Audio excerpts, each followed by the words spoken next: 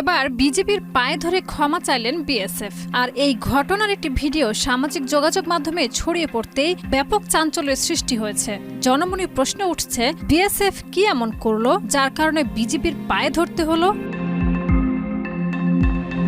সম্প্রতি ভারতীয় সীমান্তরক্ষী বাহিনী বিএসএফ এর 2 সদস্য অস্ত্রসহ আন্তর্জাতিক সীমান্ত অতিক্রম করে বাংলাদেশে প্রবেশ করে। অভিযোগ রয়েছে, ভারতীয় সীমান্তরক্ষী বাহিনী বিএসএফ এর 2 সশস্ত্র সদস্য আন্তর্জাতিক সীমান্ত অতিক্রম করে বাংলাদেশের অভ্যন্তরে প্রবেশ করে। তারা সরাসরি সীমান্ত পেরিয়ে সীমান্তবর্তী একটি বাংলাদেশি গ্রামে ঢুকে পড়েন এবং অভিযোগ অনুযায়ী কয়েকজন স্থানীয় কৃষককে ধরে নিয়ে যাওয়ার চেষ্টা করেন। ঘটনার খবর পেয়ে দ্রুত বর্ডার গার্ড বাংলাদেশ বিজিবি এর নিকটস্থ ক্যাম্প থেকে সদস্যরা ঘটনাস্থলে পৌঁছান।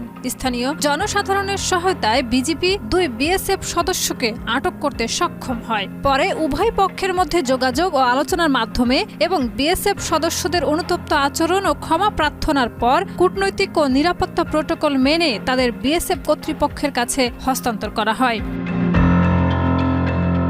সামাজিক যোগাযোগ মাধ্যমে ছড়িয়ে পড়া ভিডিওতে দেখা যায়, আটককৃত বিএসএফ সদস্যরা বিজিবি সদস্যের কাছে ক্ষমা প্রার্থনা করছেন এবং নতজানু হয়ে তাদের প্রতি অনুরোধ জানাচ্ছেন। ভিডিওতে কেউ বিজিবির পেশাদার ও কৌশলী ভূমিকার প্রশংসা করেন, আবার কেউ সীমান্ত নিরাপত্তা ও বিদেশি বাহিনীর অনুপ্রবেশ নিয়ে উদ্বেগ প্রকাশ করেছেন। বিষয়টি নিয়ে এখনো পর্যন্ত সরকারি পর্যায়ে কোনো আনুষ্ঠানিক বিবৃতি না আসলেও সীমান্তে টহল ও নজরদারি বৃদ্ধি করা হয়েছে বলে জানা গেছে। বিশেষজ্ঞরা মনে করছেন, এই ধরনের ঘটনা 2 প্রতিবেশী দেশের মধ্যে পারস্পরিক আস্থা ও সহযোগিতার ক্ষেত্রে চ্যালেঞ্জ তৈরি করতে পারে। তাই ভবিষ্যতে আরও সতর্কতা ও সমন্বয়ের প্রয়োজন রয়েছে।